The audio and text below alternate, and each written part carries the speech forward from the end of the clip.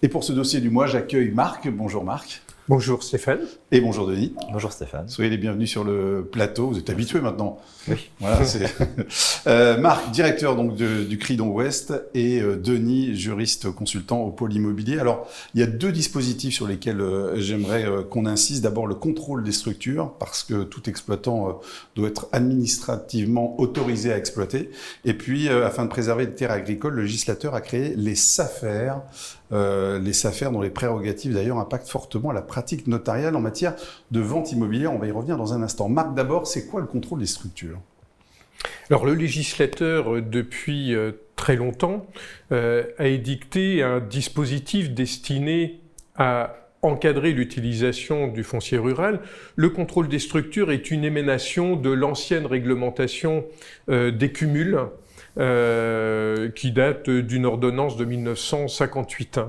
Le législateur a pour volonté d'encadrer le bon usage des terres et la taille des exploitations.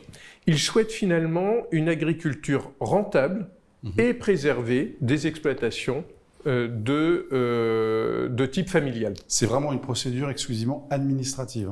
Absolument. Ouais. Le contrôle des structures consiste en un droit d'exploiter, une autorisation délivrée par le préfet de région pour tout exploitant à peine de sanctions administratives, civiles et économiques. Donc il y a une dissociation à faire ? Il est absolument essentiel de dissocier l'autorisation d'exploiter du droit privé de jouissance. En d'autres termes, l'exploitant qui aurait obtenu une autorisation d'exploiter ne peut en aucun cas imposer à un propriétaire de terres agricoles, d'immeubles agricoles, de lui consentir un bail ou de lui vendre ses terres. Denis, si la procédure elle est exclusivement administrative, est-ce que ça a une influence sur la pratique notariale ? Alors oui, le notaire, certes, c'est pas lui qui va gérer la procédure de demande d'autorisation d'exploiter. En revanche, cette autorisation, c'est un élément de validité du bail rural. Et donc, le bail n'est pas valable si le preneur n'a pas cette autorisation. Ça implique que le préfet de région, la SAFER ou encore le bailleur peuvent demander l'annulation du bail s'il n'y a pas cette autorisation.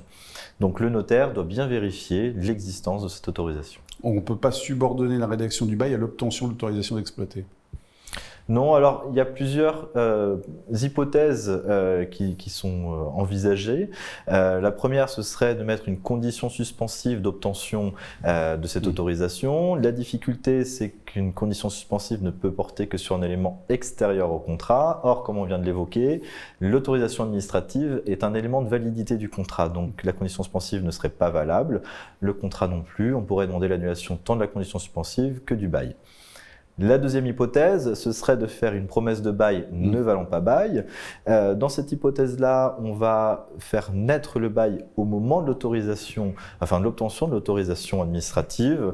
Donc, c'est de la fiction. C'est de la fiction, c'est un peu plus envisageable. La difficulté, c'est que ça ne correspond pas à la pratique agricole, parce que bien souvent, quand on va établir le bail, l'exploitant est déjà sur place, il a commencé à exploiter, et donc ça veut dire qu'on fait une promesse de bail sur un bail qui est déjà en cours d'exécution, ce qui ne correspond à rien.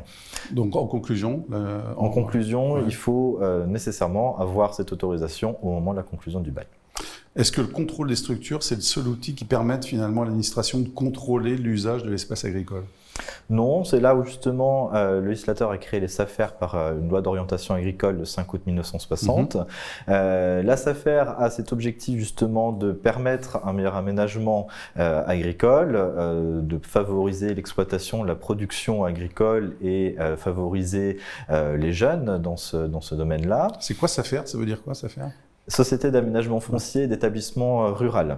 C'est une société anonyme, sans but lucratif, et il y a une mission d'intérêt général qui est faite sous la tutelle des ministères de l'Agriculture et des Finances. Et là, aujourd'hui, elles ont un ressort plutôt régional. Tout à fait, exactement. Il y a un ressort régional. Les notaires les connaissent, les SAFER. Tout à fait. Les notaires connaissent les SAFER parce que dans le cas des aliénations, dans le domaine rural, eh bien, les SAFER vont bénéficier de droits de préemption. Donc, le notaire devra les contacter pour purger ce droit de préemption. Mais même lorsqu'il n'y a pas de droit de préemption, il peut y avoir une notification qui est obligatoire auprès de la SAFER et donc le notaire doit la réaliser. Et Marc, quelles sont finalement les opérations qui obligent à purger le droit de préemption de la SAFER alors?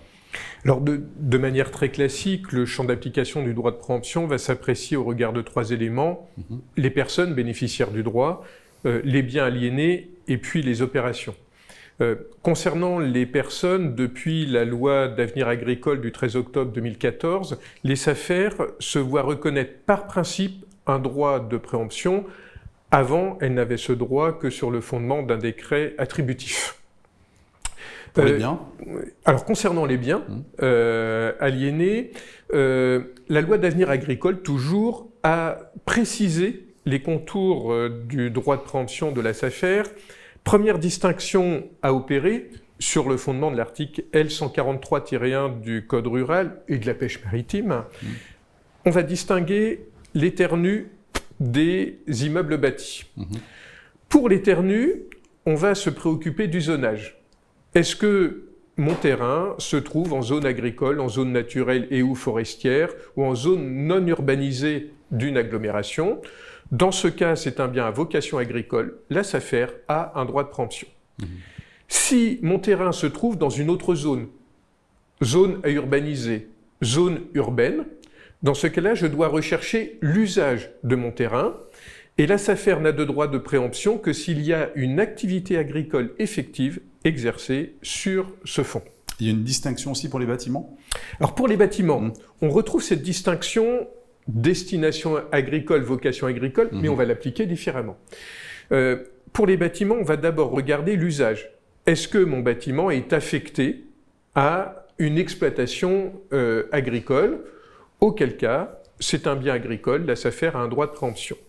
Si mon immeuble n'est plus affecté à un usage agricole, je vais regarder 2 choses. Depuis combien de temps il n'est plus affecté à une activité agricole, si tant est qu'il l'était un jour d'ailleurs, et puis dans quelle zone je me trouve. Car si mon bâtiment se trouve dans une zone agricole, naturelle et ou forestière non urbanisée, et que cela fait moins de 5 ans qu'il est désaffecté, c'est-à-dire plus attaché à une activité agricole, c'est un bien à vocation agricole. Là, ça fait un droit de préemption. Le délai de 5 ans est porté à 20 ans pour des bâtiments qui auraient été affectés à des cultures marines. D'accord. Et ce sont les seuls biens qui peuvent être préemptés? Alors la SAFER pourrait préempter les meubles, le matériel agricole, alors ce qu'on appelle en droit rural le cheptel vif et le cheptel mort, qui est attaché aux immeubles. Également les droits à paiement de base, qui sont une sorte de droits à produire. Et puis la SAFER a obtenu également un droit de préemption sur la cession de parts sociales, en tout cas dès lors que les parts sociales sont cédées en intégralité. Et quelles aliénations ouvrent le droit de préemption de la SAFER alors? Alors ça, effectivement, c'est le 3e critère. Là, le champ d'application du droit de préemption de la SAFER est extrêmement large. On y trouve les ventes, de gré à gré, les ventes par adjudication, les échanges, sauf certains échanges, les apports en société. On y trouve également, c'est assez rare, les donations. En tout cas, les donations qui seraient consenties à des personnes qui ne seraient pas parentes du donateur jusqu'au 6e degré. En revanche, les partages, par exemple, sont totalement exclus du droit de préemption de la SAFER. Est-ce que, Denis, la SAFER peut préempter si l'opération a pour objet un démembrement de propriété? Alors oui, les SAFER ont obtenu un élargissement du droit de préemption aux aliénations à titre onéreux de la nue propriété et de l'usufruit. Pour la nue propriété, ça reste quand même très marginal parce qu'il y a 3 situations dans lesquelles il y a un droit de préemption. Il faut que la SAFER ait déjà l'usufruit, soit qu'elle l'acquiert concomitamment à la nue propriété, soit que la durée de l'usufruit restant soit inférieure à 2 ans. Donc ça reste très marginal. On peut déroger dans certains cas au droit de préemption de la SAFER, ça existe? Alors oui, tout à fait. Il y a des situations pour lesquelles il n'y a pas de droit de préemption. On peut penser par exemple aux parcelles boisées. Toutefois, pour les parcelles boisées, il y a 2 situations à bien noter. S'il y a déjà, si on a une autorisation De défrichement, c'est de ça défrichement, tout à fait, ou si la superficie de la parcelle fait qu'il n'y a pas besoin d'autorisation de défrichement, dans ce cas-là, on reste concerné par le droit de préemption. On a d'autres situations, par exemple l'apport à un GFA familial, ou encore un échange qui a pour résultat un remembrement, ou encore par exemple l'aliénation d'un immeuble destiné à la construction d'une maison individuelle ou collective, ou encore pour une exploitation industrielle. Alors Marc, si le vendeur aliène un bien qui n'est soumis que pour partie au droit de préemption de la SAFER, est-ce que le droit là est maintenu? Alors la loi d'avenir agricole, toujours la même, 13 octobre 2014, a reconnu la possibilité à la SAFER d'exercer une préemption partielle.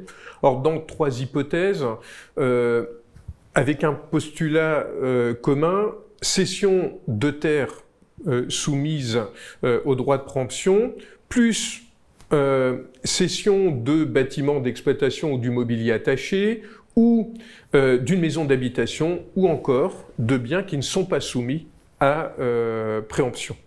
Dans cette hypothèse, alors, ça se passe comment? Alors la SAFER, on va faire une notification globale, et la SAFER peut répondre en disant que je n'achète qu'une partie du bien qui est cédé, et pas l'intégralité de l'objet de la vente. En réponse, le vendeur peut dire ou exiger de la SAFER qu'elle achète l'intégralité du bien. S'il accepte la préemption partielle, c'est ça? Alors, soit il demande à la SAFER d'acquérir l'intégralité de ce qu'il souhaitait vendre, ou alors il peut accepter la préemption partielle, mais avec la possibilité de demander à la SAFER un prix supplémentaire, une indemnisation du préjudice subi. Et qui fixe ça alors dans ces cas-là? Alors, la première situation ou solution, ce serait de se mettre d'accord avec la SAFER sur le montant de l'indemnité. Et si la SAFER et le vendeur ne trouvent pas d'accord, c'est le juge judiciaire, tribunal judiciaire, qui fixera cette indemnité. Et lorsque le vendeur demande l'acquisition de l'ensemble, est-ce que la SAFER peut discuter ou pas du prix? Alors non, c'est une protection du vendeur. Le vendeur, en réponse à la préemption partielle de la SAFER, peut requérir l'emprise sur le tout, et la SAFER n'a pas alors la possibilité de discuter le prix sur le fondement de l'article L143-10 du Code rural. Finalement, la SAFER ne possède que 2 options. Soit j'achète le tout au prix proposé par le vendeur, soit je renonce définitivement à acheter le bien. Donc ça veut dire que le notaire il doit toujours vérifier le champ d'application du droit de préemption pour décider ou non de réaliser la notification. Ce serait trop simple. Nous sommes en droit rural, et le droit rural n'est jamais simple. En fait, le droit de préemption de la SAFER se fonde sur les articles L143-1 et suivants du Code rural, mais nous avons 2 autres dispositions. Les articles L141-1 et L141-1-1 du Code rural, qui disposent que l'on doit notifier à la SAFER toute aliénation à titre gratuit ou à titre onéreux d'un bien rural. La difficulté, c'est que le législateur n'a pas défini ce qu'était un bien rural. Alors, un immeuble... Il y a plusieurs interprétations alors dans ce cas-là. Alors c'est une question d'interprétation. Les juges ne se sont encore jamais prononcés sur ce point. Nous n'avons que des réponses doctrinales. On a 3 propositions qui sont faites. Première proposition qui se fonde sur une étude de critères fiscaux, civils, ruraux, pour donner une définition matérielle du bien rural. D'autres auteurs estiment que la notion de bien rural renvoie à un critère spatial, c'est-à-dire que serait un bien rural tout immeuble situé dans une zone rurale. La localisation. Exactement, c'est lié à la localisation du bien. Et puis enfin, un dernier courant qui s'appuierait sur un critère fonctionnel. Le bien rural serait le bien qui pourrait être utilisé par la SAFER dans le cadre de ses fonctions définies à l'article L141-1 du Code rural. Aujourd'hui, l'opinion dominante retiendrait plutôt le critère spatial. C'est d'ailleurs la solution retenue conjointement par le Conseil supérieur du notariat et la FNSAFER. Et vous en pensez quoi? Vous trouvez que c'est un peu large ou... Alors, je trouve que cette conception est excessive, car conduisant en fait à reconnaître une obligation générale d'information au profit de la SAFER. Si je me mets du côté du notaire, elle a le mérite de la sécurité. Ouais. Car finalement, le notaire aura juste à vérifier le zonage du bien et pourra dire à son client, parce que le bien se trouve dans telle zone, qu'il faut procéder à une notification auprès de la SAFER. Est-ce que la vente d'une maison d'habitation située en campagne, elle doit faire aussi l'objet d'une notification auprès de la SAFER ? Alors ça, c'est un très bon exemple qui illustre cette notification. Et la réponse est « ça dépend ». Pourquoi ? Si ma maison d'habitation en zone agricole est occupée par un exploitant agricole, c'est un bien agricole, la SAFER a un droit de préemption. Bien entendu, je notifie. Si maintenant ma maison d'habitation est occupée par quelqu'un qui n'a jamais exercé l'activité agricole, c'est pas un bien agricole, mais c'est un bien rural. Parce qu'elle se trouve dans une zone rurale, la zone agricole, je dois notifier à la SAFER, même si celle-ci n'a pas de droit de préemption. Et finalement, quel est le délai qui est applicable à l'obligation de notification ? Alors, en fait, dès que le notaire connaît le projet de vente, il devra notifier à la SAFER, et la SAFER a un délai de 2 mois à compter de la réception de la notification pour exercer son droit. Sachant qu'aujourd'hui, les notifications sont obligatoirement dématérialisées. Il y a une plateforme dédiée. C'est d'autant plus important qu'on ne peut notifier à la SAFER, donc faire courir ce délai de 2 mois, que lorsqu'on aura purgé tous les autres droits de préemption concurrents. On ne peut pas du tout accélérer le délai. Alors la loi ne prévoit pas de mécanisme en ce sens. Néanmoins, les SAFER, et depuis très longtemps, ont pris l'habitude de proposer des réponses rapides. Ces réponses rapides consistent en fait à renoncer à l'acquisition, à la préemption, avant le terme de ce délai de 2 mois. C'est un service qui n'est pas gratuit. Elles font payer pour obtenir une réponse rapide. En 2014, la Cour des comptes avait considéré que ce procédé était illicite, malgré 2 réponses ministérielles en 2017 qui considéraient que c'était le prix normal d'un service. Est-ce qu'il est nécessaire d'attendre la fin de ce délai de 2 mois si la SAFER n'a pas le droit de préemption ? Sujet particulièrement sensible. En 2014, le législateur est venu supprimer la distinction entre les notifications valant offre de vente et les notifications valant information. Donc là, c'est plus le notaire qui apprécie. Exactement. Les notifications sont simplement déclaratives. C'est la SAFER qui décide si elle a un droit de préemption ou pas, ce qui est une absurdité juridique.